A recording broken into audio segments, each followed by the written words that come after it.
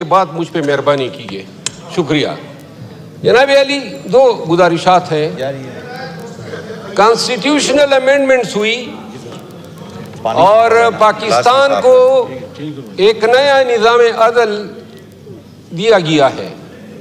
اس نظام عدل کے نتیجے میں اب جو 3 سینئر موسٹ جج ہوں گے، سینئر پیونی جج اور 2 نیکسٹ سینئر ججز، ان تینوں کی یہ توقعات ہوگی کہ حکومت یا وزیر اعظم ان میں سے کسی ایک کو بھی چیف جسٹس بنا سکتا ہے، اور یوں ان تینوں میں سے کوئی بھی حکومت وقت کو ناراض کرنے کی کوشش نہیں کرے گا۔ پہلے سے ہی ہمارا نظام عدل جو ہے 138ویں نمبر پہ دنیا کے انڈیکس پہ آ رہا ہے۔ مقدمات جو ہیں وہ دہائیوں تک چلتے رہتے ہیں۔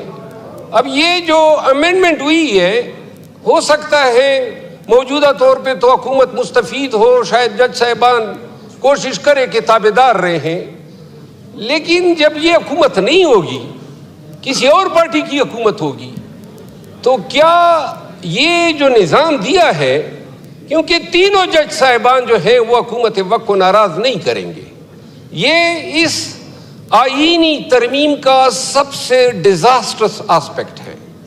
اور جس معاشرے میں آلریڈی ہماری عدالتیں جو ہیں، کل جو لا منسٹر فرما رہے تھے، کوئی ان کی شاندار تاریخ نہیں ہے انصاف کرنے کی۔ ذوالفقار علی بھٹو شہید کو اسی سپریم کورٹ نے تختہ دار پہ لٹکایا تھا، اسی عدلیہ نے جسٹس منیر بھی پیدا کیا، اسی عدلیہ نے افتخار چودھری بھی پیدا کیا، اسی عدلیہ نے ثاقب نثار کو بھی جنم دیا، جسٹس ڈوگر بھی آئے، جسٹس کھوسا بھی آئے، اور سب سے زیادہ پرو منیر جسٹس فائز عیسیٰ بھی آ گئے۔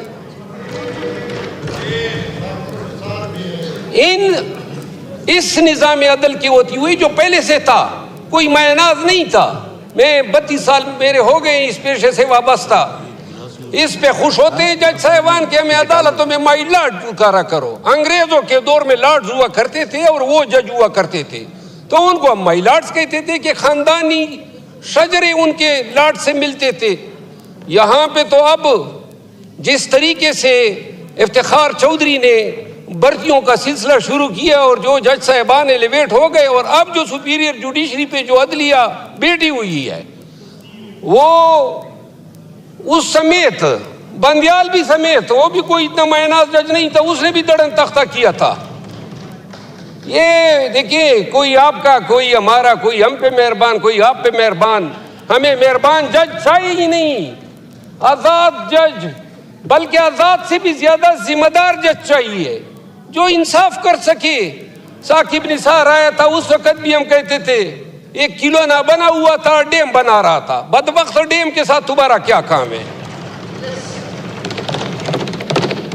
پھر آپ یہ دیکھیں، فائز عیسیٰ کے بندیال آیا 12 بجے، اس نے عدالت بھی کھولی، اور پھر وہی بندیال صاحب تھے، سپریم کورٹ نے تاریخ میں پہلی دفعہ فیصلہ دیا، اور جب حکومت نے آنکھی دکھائی تو اس فیصلے پہ کوئی عمل درآمد نہیں ہوا۔ اس سے پاکستان میں قانون کی حکمرانی کی بےخنی ہوئی۔ جناب علی، گزارش یہ ہے کہ یہ جو بلاول بھٹو زرداری صاحب قاضی فائز عیسیٰ کو جو خراج تحسین پیش کر رہے تھے، جو ڈونگرے برسا رہے تھے، یہ وہی قاضی فائز عیسیٰ ہیں جس نے پاکستان کی سب سے بڑی پارٹی کو بے نشان کیا۔ یہ وہی قاضی فائز عیسیٰ ہیں جس نے این امینڈمنٹ سے پہلے ریویو 2 دنوں میں فکس کر کے ضمیر فروشی کے لیے راستہ ہموار کیا، اور پھر ہمارے ایم این ایز وہاں سے برآمد ہو گئے، اور وہ ایم این ایز، اب وہ ایم این ایز جو تھے ہمارے پہلے کولیگ تھے، وہاں پہ گئے، یہاں ہمارے عرب دوست بھی موجود ہیں، لیکن ان کو اربوں روپے ملے تھے۔ نہیں یار، یعنی کہ پھر میاں نواز شریف کی شکل ان کو پسند تھی؟ ہاں اچھا، یعنی بڑے ہی بے ذوق لوگ تھے۔ اچھا یہ آپ مجھے اس پہ لا رہے ہیں نا, مجھے تقریر کرنے دے. جناب علی, ہمارے دوست اغوا ہوئے کہتے ہیں, ہمارے دوست جو ہیں, اور یہ عربوں کی جو پیشکشیں ہیں اس ایوان میں موجود شاید ہی کوئی یہ نہیں ہوگا جس کو نہیں ہوئیں گے, مجھ سمیت. ہمیں پیشکشیں ہوئی, آئے ضمیر بیچیں, اور وہ امینڈمنٹ ہوتی ہے کہ اگر وہ 5 لوگ ضمیر نہ بیچتے تو شاید یہ امینڈمنٹ نہ ہوتی. ہمارے ایم این ایز آپ کو ووٹ دے رہے ہیں, فی سبیل اللہ دے رہے ہیں, اور بات ہو رہی تھی قانون کی حکمرانی کی, جمہوریت کی بالادستی کی, عدالتوں کی آزادی کی. کیا ڈرامہ ہے, یعنی ضمیر کے مطابق. آپ کس نے کہا؟ ماشاءاللہ. جناب علی, پیر میاں نواز شریف صاحب نے موقع کے حساب سے عدلیہ پہ اپنی بڑاس بھی نکال دی, اور وہ تاریخ ساز شعر کہہ دیا کہ انہوں نے جو شعر کہا, جوابی شعر تو مجھے آتا ہے لیکن میرے نون کے دوستوں کی حیا رکھنے کی وجہ سے نہیں بولتا ہوں. نہیں, آخری بات یہ ہے, یہ وقت گزر جائے گا. ہم منصور علی شاہ صاحب کو لا رہے ہیں, یا افریدی صاحب کو لا رہے ہیں, یا کانسٹیٹیوشنل بینچ کے سربراہ کے طور پہ امین الدین خان کو لا رہے ہیں.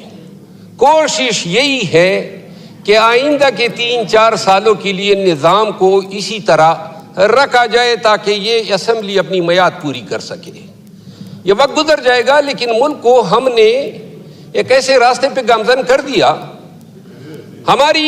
میری دلی خواہش تھی, ایک دفعہ جناب کے اسپیکر صاحب کو میں نے کہا بھی تھا, میں نے کہا بہتر ہوگا آپ کوئی گانا رکھیں اور تمام اپوزیشن اور ان سب کو بلائیں. یہاں پہ خدا کی قسم ان کے ساتھ ہاتھ ملاتے ہوئے ڈرتے ہیں, آپ سب کے ساتھ ہاتھ ملاتے ہوئے ڈرتے ہیں. میں نہیں, سب ڈرتے ہیں. یعنی جو نظام چل گیا ہے, نہ سلام کر سکتے ہیں نہ کلام کر سکتے ہیں. وہ خواجہ آصف صاحب سے ایک دن کیا سر راہ ملاقات ہو گئی, میرا دڑن تختہ ہو گیا پارٹی سے.